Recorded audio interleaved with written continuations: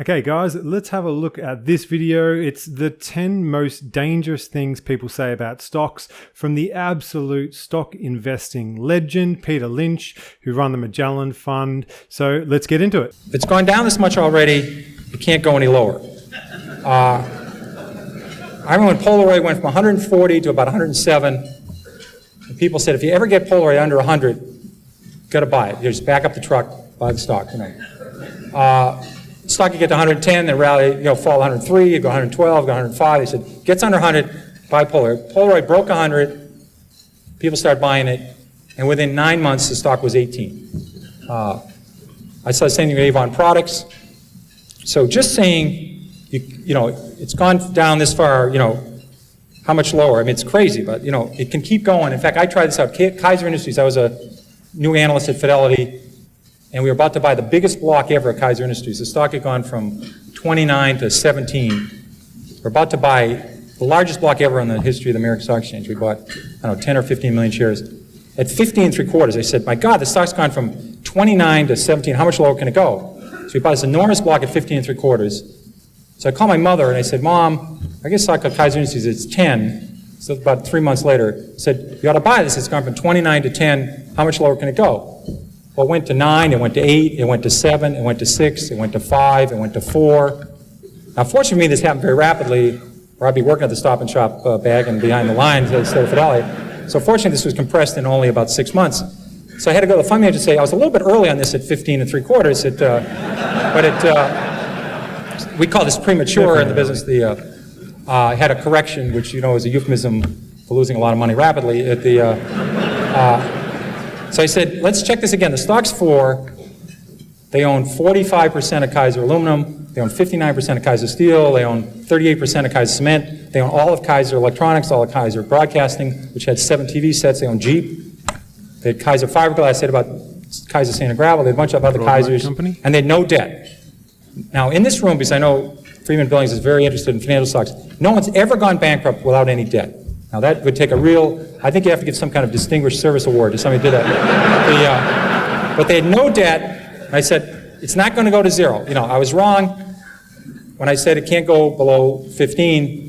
So we hung on, and within 3 years, they gave out the shares in Kaiser Steel, gave out the shares in Kaiser Cement, gave out the shares in Kaiser Steel and Aluminum, and they sold off all the businesses. You got about $55 a share. But if you didn't know the story, and the stock went from 15 to 11, and you're just saying, how much lower can it go? When it went to 9, went to 8, you would have gone. So you can't just say it can't go any lower, because I saw Taco Bell go from 14 to 1 in 1974, and they had no debt and making 60 cents a share. Yeah, guys, plenty of really good quality companies do go through these kind of periods where they drop down a whole heap. Don't let that make you think that that's the end of it. If the company's good, then the company's good, like he's just said. There's a corollary to that that's even more dangerous. If it's gone this high already, how can it possibly go lower? Higher, sorry.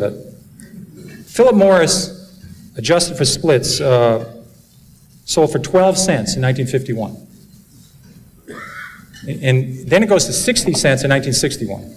So it goes up 5-fold, and you say to yourself, how much, this never sold for that, but adjusted for splits. You say, how much higher can this go? It's gone up 5-fold. They missed the power of Marlboro. They missed there's 220 countries in the world. They missed the cash flow of the company. They missed everything. This stock was a 100-bagger after going up 5-fold. But people sold it just saying, how much higher can it go? Can't go any higher. They did the same at Home Depot. They did the same with Toys R Us. I did the same thing with Toys R Us. Just saying it can't go any higher, it's gone this much already, that's very dangerous, and don't use that one. And it's a very bad thing to do. Eventually, they always come back. Yeah, guys, if you just look at an example for 2020 or recent times, 2019, 2021, look at Tesla.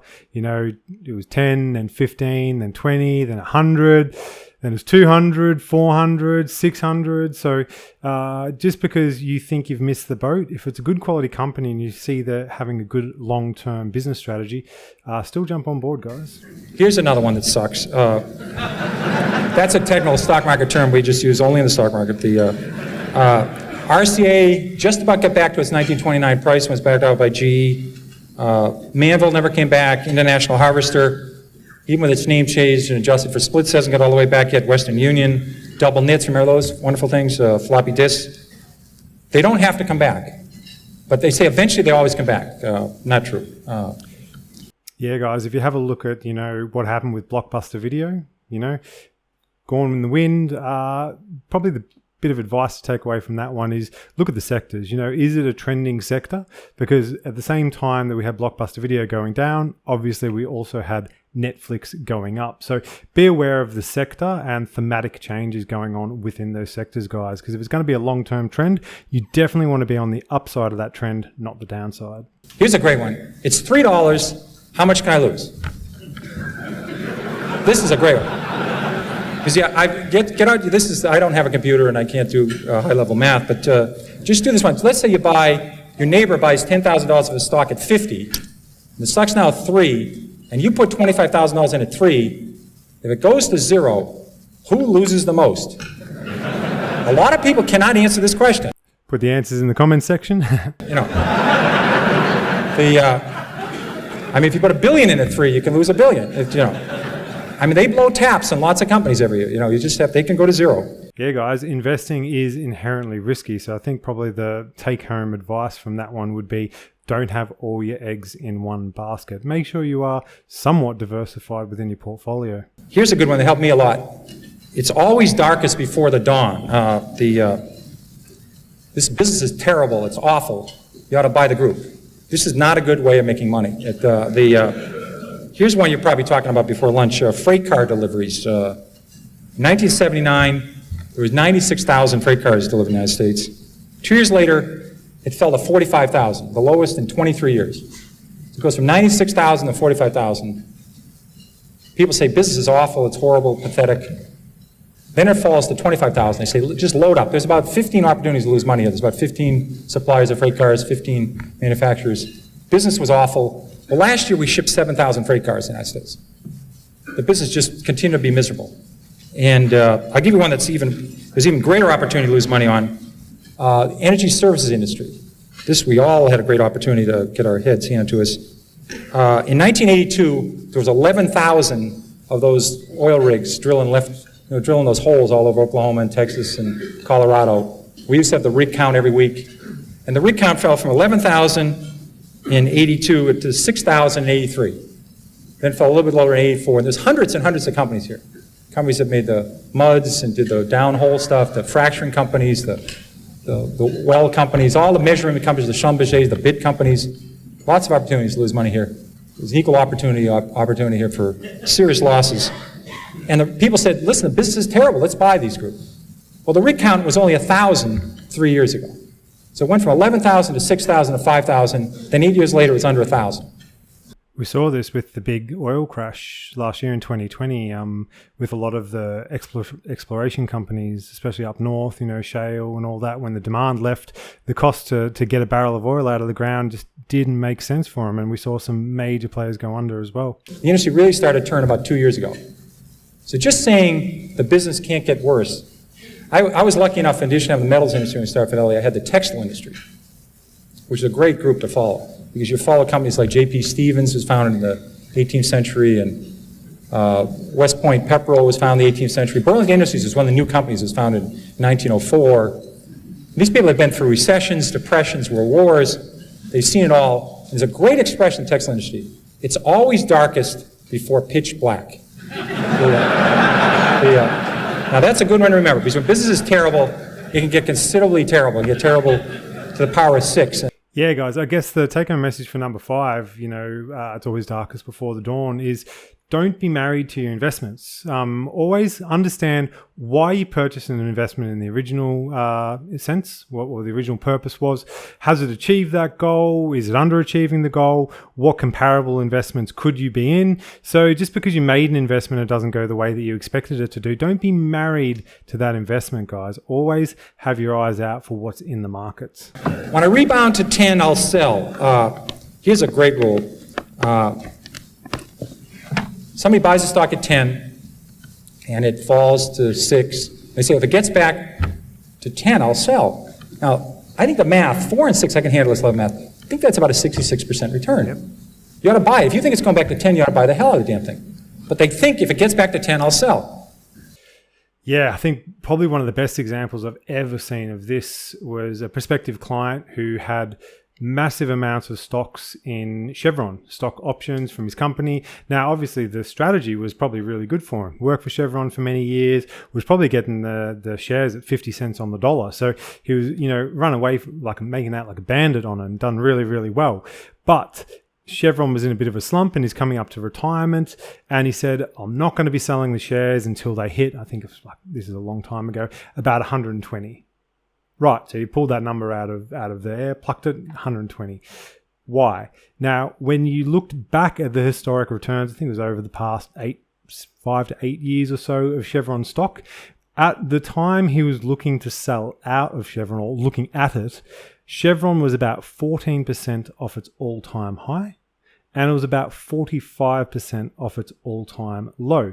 So holding out for this magical 120 mark meant that he was exposing himself to a 45% loss for the chance of making a 14% gain. So I think the take-home message for that one is understand where you are in the market, in the cycle, historic prices, because otherwise you're really just plucking a number out of thin air. Now, what you ought to do is never put down a round number, because I think for the next 26 years, the stock will go between 5 and 9 1/4. It'll never get to 10. So maybe put 9 1/8 or 8 3/4. You could be a miserable person. You could have, never helped anybody, never done anything right, had 67 spouses, never done anything right. If you own Coca-Cola the last 50 years, it's gone up 300-fold. You could be the greatest human in the world, help Special Olympics, help the mentally challenged, help poor people, help AIDS people. If you own Bethlehem Steel, it's lower than it was 30 years ago. It's not your fault. Don't take this personal, But people treat stocks sometimes like their grandchildren or a puppy. I mean, they think the stock knows who you are. It doesn't work that way. What may worry, I own conservative stocks. I don't have to worry, I own conservative stocks. I remember when Con Ed fell 80%, then tripled. Public Service Indiana went down 90%, Gulf States Utilities, Long Island Lighting. This may be an oxymoron. We had Quality Texas Banks that went to zero. We had Quality New England Banks that went to zero. These were companies that have been around for 150 years, 120 years. Saying I own conservative stocks, I don't have to worry. I've seen a lot of people, they'll inherit a stock from somebody. They'll say, my mother said on her deathbed, don't sell the Long Island Lighting. You always wondered, she's going to heaven, or hopefully where she's going to heaven. They talk about a Little League game or a vacation or a game of hearts they had, or imagine talking on your deathbed about Long Island Lighting. And you say, but you get these stories all the time. And I think your mother would have noticed, she wouldn't have sold at 29, but she would have noticed they had this little plant that was about $6 billion over budget, no one wanted it, and wasn't working, and Long Island stopped growing. So maybe she would have turfed it at 22 or got out at 18, she wouldn't have let it go to 4. So just because you inherit some stock and it's so-called conservative, like Eastman Kodak fell 75%, IBM fell 75%, don't tell anybody you own a conservative stock. Companies are very dynamic. I don't buy that argument. Yeah, I reckon one of the take-home messages for that one is probably, once again, not diversification, but also maybe an argument for holding baskets of stocks, so being an ETF in a sector rather than individual companies, because quite often you can see a sector does well, but individual companies, through either no fault of their own or poor corporate governance, can fall over. Another thing might be that, have managed funds, because if you've got a fund manager who knows what they're doing, obviously here we're looking at Peter Lynch, who returned 28% annualized for many years. A modern day comparative to him would probably be someone like Terry Smith from Fundsmith. He's spending all his time looking on things like return on capital employed and tons of metrics to make sure that the investments that he's making are quality. So a couple take homes there, maybe be in baskets and thematic plays and managed funds, even just like Peter Lynch, who runs Magellan. Here's a very dangerous one. Look at all the money I've lost. I didn't buy it. People do this all the time. They say, I didn't own Blockbuster, I didn't own Home Depot, I didn't own Toys R Us. Eric, it was very nice to say some nice things about when I came up here, and Manny has been nice to me. I literally, one of my books listed on 2 pages, in the 13 years I ran Magellan, I listed, I think about 200 stocks, A through L, on the New York Stock Exchange. They went up tenfold or more that I didn't own while I ran Magellan. I had owned lots of stocks. I listed 200 stocks A through L. I stopped at letter L, and I didn't own any of these shares. They went up tenfold or more, and I was able to do okay with Magellan. And people worry all the time about missing Microsoft, missing Western Digital. Even this kills me whenever I see something pop through the roof, and especially if it was a stock that was on my radar and I didn't buy it. You cannot lose money in a stock you don't own. Sirrah. That's a very important. The only way to lose money is buy a stock, have it go down, and sell it. That's the only way. And I swear that people, their spouse has to cut out the newspaper in the morning, cut out the C's, and the person will look at the M's. Oh my God, Microsoft's up 3. You know, I had. Yep. The only 2 days the stock markets are ever real: the day you buy the stock and the day you sell the stock. I was going to buy 1,000 shares of Microsoft. I lost 3,000 of Microsoft last night while I was sleeping. I was going to buy 7,000 shares of National Semiconductor at 10. It's now 17. I just lost $49,000 on National Semiconductor. They do this all the time. They have to cut holes. Thank God Blockbuster finally went away, because that was early in the alphabet. People would always be looking how much they lost on Blockbuster. I missed that one. I'll catch the next one. That usually does not work. Toys R Us, there was a lot of copycats of Toys R Us. There was Child World, there was Lionel, there was copycats of Home Depot. Buying the next of something usually doesn't work. It's very bad. It's like buying on dips. I think it's always better to buy from dips. That was always a better rule than buy on dips. You may have to explain this to some other people. This is another technical term you may have to explain after hours what a dip is. They usually refer to as plurals, dips. I never heard dip. He's a dip, she's a dip. Usually only the plural tense for it. So I think the take-home message for that one is probably time in the markets beats timing the markets. So even though he's talking about missing out on individual stocks, I think the message that I'd take home from that one is it's always better to be in the markets, guys. So the longer you spend in the markets, the better off you'll be. I've actually done a video on this exact thing using Tesla as an example. Stock has gone up, I must be right. Stock has gone down, I must be wrong. I'm convinced that people do this all the time. They buy stock at 10, they buy a little bit of it, it goes to 13. They now say they don't know anything more about it than they knew when they bought at 10. They have no idea what this company does. It's gone to 13. Now they take a second mortgage in their house and buy it at 13. The best thing that could happen for us is to go directly from 10 to 4 for these folks. It's going to go to 4 eventually, but it goes to 13 in the middle. They're convinced now. They bought 100 shares at 10. Now they buy 20,000 at 13. And all the fact is the stock went from 10 to 13 is it went up. The average movement of a stock in the New York Stock Exchange this century, between its high and its low, has been 50%. The average stock in the New York Stock Exchange. That means the stock started the year 20, sometime during the year sold 16, sometime during the year sold at 24, might have finished the year 21, might have finished the year 19. The average range of a stock in the New York Stock Exchange is 50% in 12 months, between its high and its low. So stocks go up and down a lot within a year. And say this stock is going up means you're right, doesn't mean a damn thing. So don't buy often on that one. That is not a good one. I guess the message I'd take from that one is probably dollar cost averaging. So if it is a company that you like, first thing is understand why they're good and understand why they might be good in the future.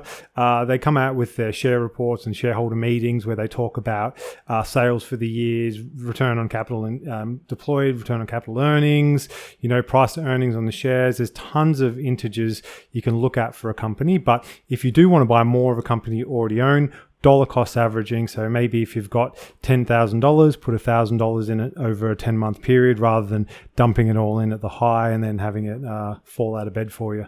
That's if it's a company you want to be holding long term. Avoid long shots. These are the companies that we have this very technical term for this called whisper stocks. Everybody familiar with whisper stocks? They're great. Somebody call you up and they'll say, "Hi, Pierre, how's Carolyn's? How's Beth doing? How's Annie? How's Mary? Have you played any golf?" And then they'll say, "I want to talk to you about International Blivet." Funny thing is, he's talking about whisper stocks here, and obviously around this time, like 1997, obviously we've seen the emergence of the Wolf of Wall Street. I'm sure you've all watched the movie. If you haven't, go and watch it. They're probably talking about these kind of stocks. And these are always these long shots. These are the stocks that are going to grow hair and make your kid have better spelling, and your breath's going to improve, and you won't have to iron your pants. It's one of those stocks, and they always do everything for you. But they're missing. They don't have any sales yet. That's the missing element to the story. The story is sensational. There's no profits here, no sales yet. But my God, if this works, it's going to be the next Xerox. And it's going to help Murr and space and everything. It's a very, very good deal. Now, this is not a long shot. This is a no shot. You have to separate these out. I've tried 30 of these. I have never broken even on a long shot. Never. I've made 25, 30 times my money on some stocks. I never thought about Sallie Mae or MBIA or Fannie Mae or some of the banks or Stop and Shop. I'd make 20 times the money, 30 times the money. I had no idea. I thought the stocks were going north. I had no idea. You look back 10 years later, you say, my God, I made a lot of money in this thing. I think the message for that one is, unless you're going to be putting in an absolute bucket load of research, which we've just seen Peter Lynch there talking about losing on everyone he's invested in, micro caps, guys, are ultra risky. The probably take-home message there is there are plenty of good real companies who have profit or revenue coming in right now or are about to because of the contracts that have already been landed. So that's probably a much better way to be buying some good winners rather than trying to, get the long shots landed. The ones I went into thinking I could make 4 times my money, I've never broken even. So don't do the long shot, guys. They don't work. They simply don't work. And again, if a stock's 3 and it has huge potential, write down the story, take the stock symbol. If it's going to 300, it's okay to buy it at 15. There you go, guys. Peter Lynch, 1993, one of the world's best investors, going through the 10 biggest risks that stock investors make. Thanks, guys.